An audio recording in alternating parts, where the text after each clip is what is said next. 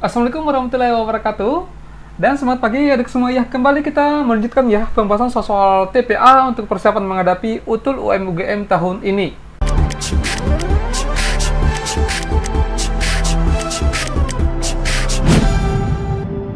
Ya, jadi soal-soal TPA itu ada beberapa jenis soal ya. Yang pertama ada kemampuan verbal, kemudian ada kemampuan numerik, serta ada juga kemampuan figural. Dan ada satu ya, kemampuan analitis. Nah, kita bahas dulu soal-soal yang berkaitan dengan kemampuan verbal yang meliputi soal tentang penarikan simpulan. Coba diperhatikan soalnya. Nah, di sini soalnya setiap kenaikan harga bahan bakar minyak atau BBM di sini pasti diikuti oleh kenaikan tarif angkutan umum. Ini premis yang pertama kalau dituliskan dalam jika maka ya, seperti ini.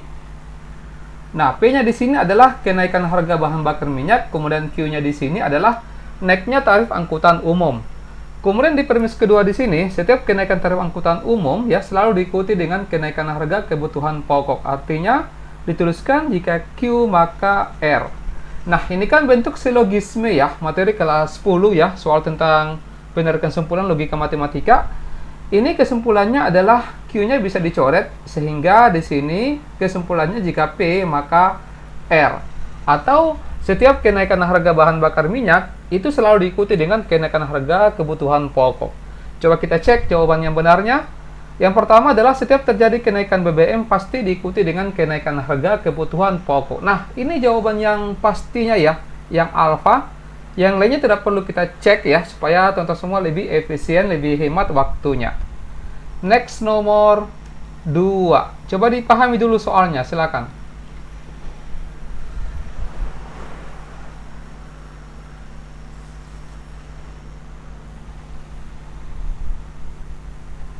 Ya, kalau nomor 1 tadi itu penarikan simpulan yang berbentuk silogisme. Kemudian kalau di nomor 2 ini, penarikan simpulan yang bersifat semua sebagian ya, atau kuantor ekstensial dengan kuantor universal ya. Ini sudah keluar istilah-istilah bahasa Latin, teman-teman. Di video sebelumnya itu kita sudah sempat menjelaskan kalau misalkan ada dua premis itu menggunakan semua dengan semua, maka langsung kita cari jawaban yang ada kata semuanya. Tapi kalau misalkan semua diikuti dengan sebagian, ini perlu kita cermati ya, perlu kita perhatikan baik-baik. Nah, biasanya kalau kita kerja soal seperti ini, teman-teman, kita biasanya menggunakan ya memvisualisasikan dalam bentuk gambar lingkaran seperti ini ya. Nah, di sini coba semua artis studio B di sini, katakanlah ini studio B-nya. Anggotanya di sini adalah orang-orang yang pandai berakting dengan bernyanyi. Disingkat saja ya. A acting ini dan nyanyi ya, bisa seperti itu. Nah, kemudian sebagian artis studio B di sini, ada sebagian di sini itu pandai melawak. Oke, nah sekarang tinggal kita cek satu persatu opsinya. Bagian A dulu. Sebagian artis studio B tidak pandai berakting. Ini salah ya, teman-teman ya. Karena semua dari anggota studio B di sini itu pandai berakting. Sementara di sini tidak pandai berakting, salah. Kemudian bagian B, sebagian artis studio B pandai berakting, oke. Kemudian menyanyi dan tidak suka melawak. Ini bisa saja juga benar ya, teman-teman. Kita tandai dulu. Kenapa ini bisa saja benar? Karena dikatakan kan di sini pandai berakting, oke. Pandai juga menyanyi, oke juga. Dan tidak suka melawak. Yang tidak suka melawak itu yang di luar sini. Ya, artinya bisa saja benar untuk bagian B. Kemudian bagian C, sebagian artis studio B itu pandai berakting, tidak menyanyi, salah. Ya. Kemudian sebagian, ini kan di sini semua ya. Itu semua pandai berakting dengan menyanyi. Jadi kalau ada kata tidak pandai berakting, tidak pandai menyanyi, langsung salah. Nah, sebagian artis studio B pandai berakting, menyanyi, dan melawak. Ya, ini juga kemungkinannya benar. Tapi kemungkinan besar ini jawabannya. Kenapa? Karena dia langsung memenuhi kedua premisnya. Ya, nah bisa kita langsung kunci yang bagian delta.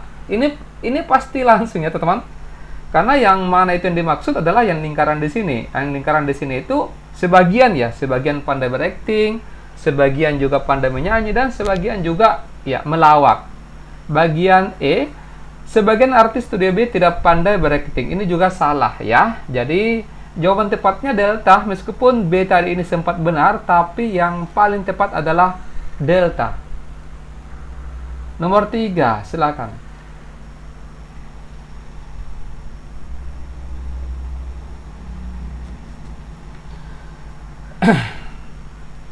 Ya, apa jawabannya di sini? Mirip dengan di nomor 1 ya. Jika merasa bingung, maka harus berdiri. Jika berdiri, maka perlu mengangkat tangan. Jika P, maka Q, kemudian jika Q, maka R. Simpulannya di sini adalah jika P, maka R. Artinya, jika merasa bingung, maka perlu mengangkat tangan. Coba kita cek. Sebagian yang berdiri merasa bingung. Enggak, ya, tidak ada keterangan. Artinya, kalau dia bingung, ya maka harus berdiri. Kalau berdiri kan tidak perlu, ya, tidak bingung maksudnya. Jadi ini salah. Kemudian bagian yang B, ya, di sini semua yang mengangkat tangan tidak berdiri. Maksudnya, ya, tidak ada ini. Ya, semua yang merasa bingung mengangkat tangan. Betul ini bagian Charlie. Ya, ini langsung kita kunci. Jadi kalau misalkan yang ada semuanya bingung, ya, yang merasa saja bingung, itu pasti akan mengangkat tangan, ya, karena berdasarkan premis jika P maka R ini. Oke, paham ya untuk nomor 3. Nomor 4, silakan.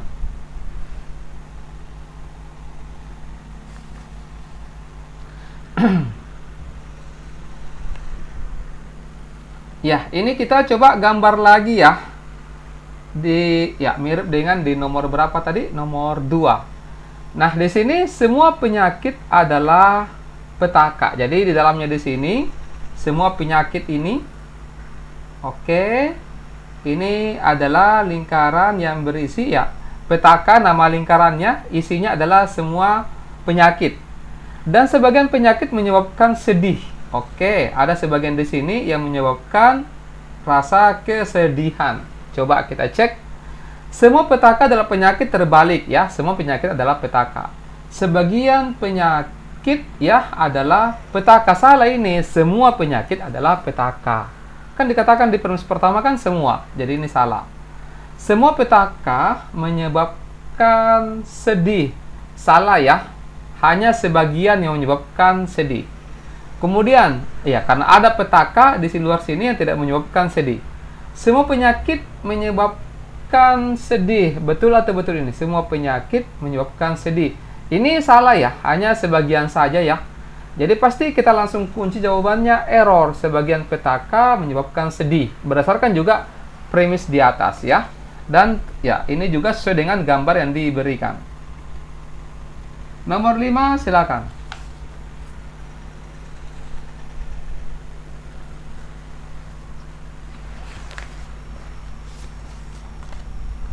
Ya, apa jawabannya di nomor 5, teman-teman?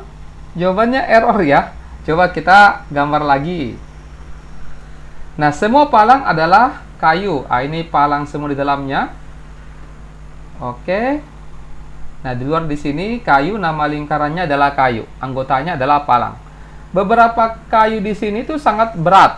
Oke, nah ini berat. Berarti di luarnya ini ringan ya. Nah, coba semua palang sangat berat ya, salah ya, hanya sebagian. Kemudian semua kayu adalah palang, terbalik ini. Terbalik dengan premis pertama. Sebagian palang bukan kayu. Tidak ya, semua palang malah ya. Ini yang palang di sini tuh ada semua, sebagian palang bukan kayu. Salah ya. Ini semua malah itu adalah kayu. Bertentangan dengan premis pertama juga. Semua yang sangat berat adalah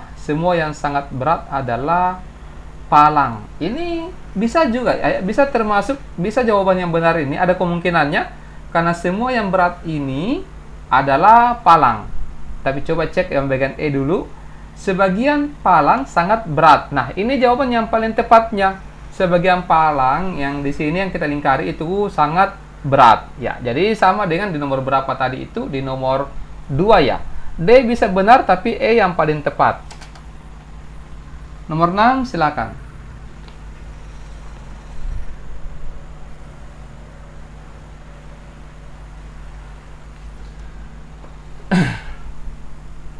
Ya, premis pertama, semua siswa mengikuti kegiatan pramuka. Kemudian sebagian siswa mengikuti pembinaan Olimpiade Sains. Baik, coba kita gambar. Ya, di dalamnya di sini adalah siswa.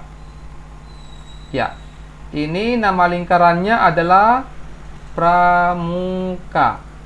Nah, sebagian siswa ini mengikuti pembinaan Olimpiade Sains. Ada di sini sebagian yang mengikuti pembinaan Olimpiade Sains. Coba kita cek. Yang pertama, sebagian siswa yang mengikuti pembinaan Olimpiade tidak mengikuti kegiatan pramuka. Ini salah ya. Ini malah semua siswa yang ikut pembinaan itu mengikuti kegiatan pramuka. Terus bagian B, sebagian siswa mengikuti pramuka juga mengikuti pembinaan Olimpiade Sains. Ini benar ya, mewakili kedua premis. Dan digambar juga benar, sebagian siswa yang mengikuti pramuka juga mengikuti pembinaan Olimpiade Sains. Langsung kita kunci jawabannya ya. Kalau bagian C, kenapa salah? Semua siswa yang mengikuti pramuka juga mengikuti. Salah ya, hanya sebagian yang ikut pramuka ini ikut Olimpiade Sains. Kemudian bagian delta, semua siswa yang tidak mengikuti pembinaan Olimpiade Sains dan semua siswa yang tidak mengikuti pembinaan. Salah ini ya. Ya, ini semua siswa ini ya harusnya sebagian ya. Kalau sebagian siswa yang tidak mengikuti ya bisa saja benar. Sebagian siswa yang tidak mengikuti pembinaan Olimpiade Sains dan kegiatan pramuka. Yang mana itu? Yang di luar lingkaran sains ini. Kemudian semua siswa yang mengikuti kegiatan pramuka, oh salah ya. Di sini hanya sebagian siswa yang ikut kegiatan pramuka dan mengikuti juga pembinaan Olimpiade Sains. Ya, yaitu bagian B tadi. Nomor 7, silakan.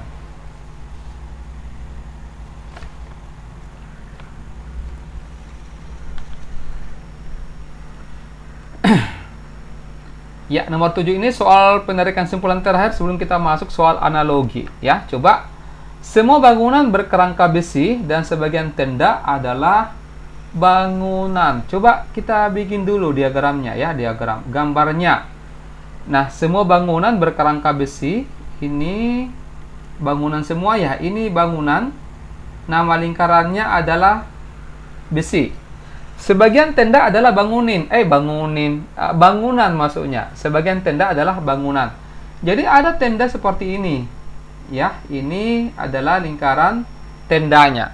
Ya, sebagian tenda adalah bangunin. Ini bangunan, maaf. Ini tenda. Nah, coba semua tenda berkerangka besi. Salah ya, hanya sebagian. Nah, karena ada tenda yang bukan bangunan. Semua tenda adalah bangunan. Ini salah. Sebagian tenda berkerangka besi. Ini benar ya, yang bagian Charlie. Ada sebagian tenda ini yang berkerangka besi, yaitu tendanya tenda bangunan ya, gitu. Kita langsung kunci jawabannya C. D ini semua yang berkerangka besi adalah tenda. Salah ya, hanya sebagian. Kemudian semua yang berkerangka besi adalah bangunan. Terbalik ini, harusnya semua bangunan itu berkerangka besi. Ya, kita masuk ke soal padanan kata atau analogi kata. Silakan.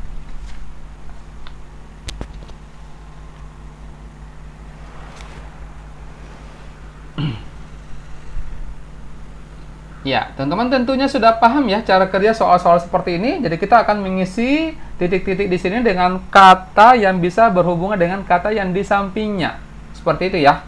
Misalkan di sini kan titik-titik adat, terus ya analogi, padanannya adalah harmonis titik di sini. Kira-kira yang bersesuaian di sini adalah apa, teman-teman? Jawabannya di sini adalah kesenian. Jadi bisa seperti ini. Adat itu bagian dari kesenian ya. Sementara selaras itu bagian dari harmonis. Ini bisa juga dikatakan sebagai apa ya? Sinonim gitu ya.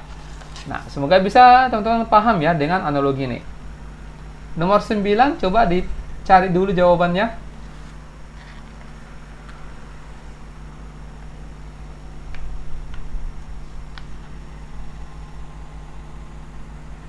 Ya, apa di sini yang bersesuaian teman-teman?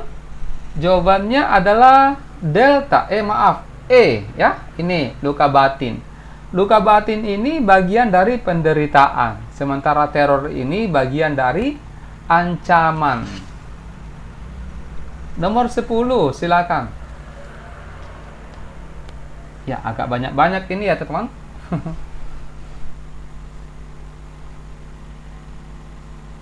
Ya, coba dilihat titik-titik gila kemudian lembab di sini titik-titik. Apa jawaban tepatnya? Nah, di sini jawabannya adalah delta ya. Menggunakan analogi lawan. Jadi kalau tidak berakal gila, kalau tidak lembab itu kering. Nomor 11 silakan.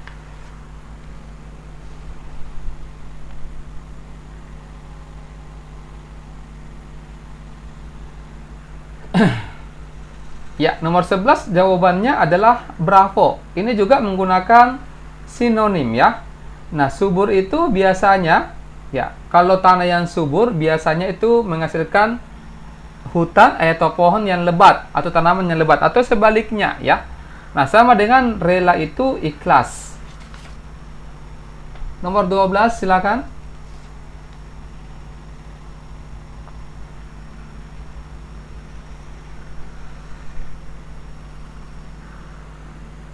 Ya, nomor 12 ini berkaitan dengan proses dan bahan yang digunakan. Misalkan, benang itu biasanya digunakan dalam proses tenun ya atau menenun.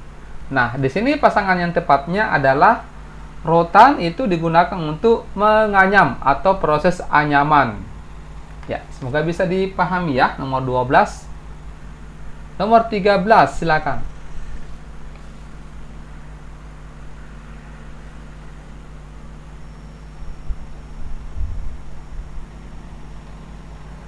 Ya, di sini kerongkongan dengan makanan ya. Makanan itu masuk ke tubuh kita lewat kerongkongan. Berarti di sini yang paling tepat pasangannya adalah udara ya. Udara itu masuk ke tubuh kita ya lewat tenggorokan. Jawabannya. Ya, jangan bukan mulut ya atau napas hidung. Ya, makanan mulut itu kan bagian yang nampak seperti itu ya. Begitupun dengan hidung. Ini bagian dalam ya. Jadi masuk di kerongkongan atau di tenggorokan kalau udara. Nomor 14.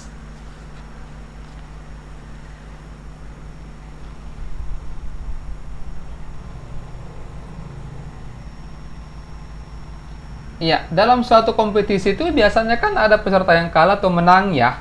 Nah, begitupun dengan tes, bisa lulus, bisa juga tidak lulus. Jawabannya alfa. 15, silakan.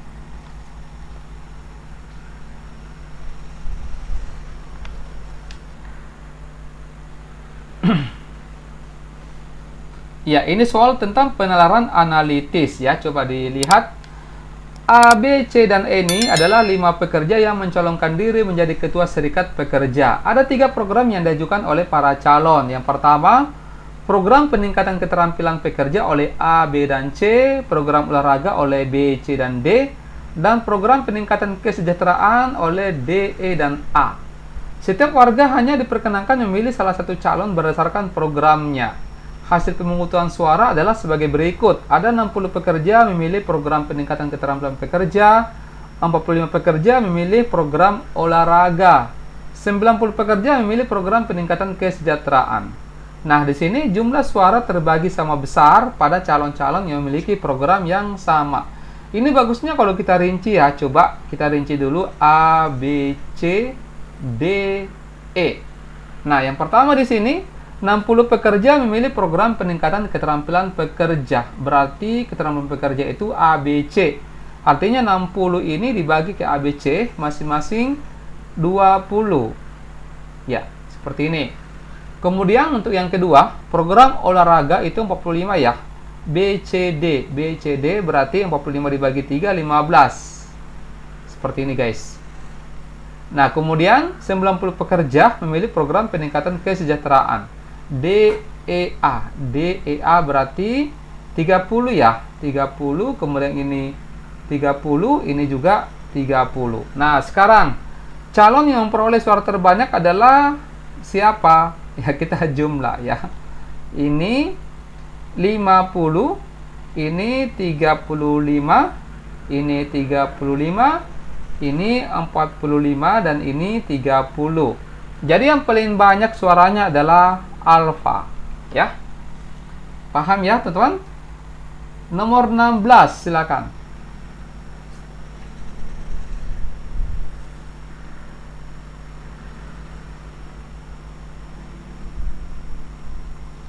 Ya, 16 ini kita jadikan dulu sebagai oleh-oleh ya. Nanti di video selanjutnya kemudian kita berikan pembahasan.